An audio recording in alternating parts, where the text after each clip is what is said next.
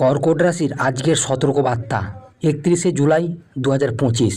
আজকের দিনটি আপনার জন্য কিছুটা চাপযুক্ত হতে পারে। বিশেষ করে আর্থিক ও পারিবারিক সিদ্ধান্ত নেওয়ার সময় সতর্কতা জরুরি। অর্থনৈতিক দিক, অপ্রয়োজনীয় খরচ থেকে দূরে থাকুন।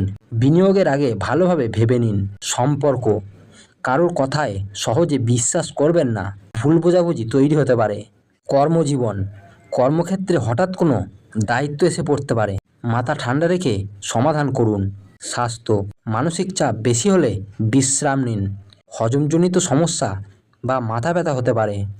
উপদেশ, আজ বড় সিদ্ধান্ত এড়িয়ে চলুন এবং ধৈর্য ধরে পরিস্থিতি সামলান।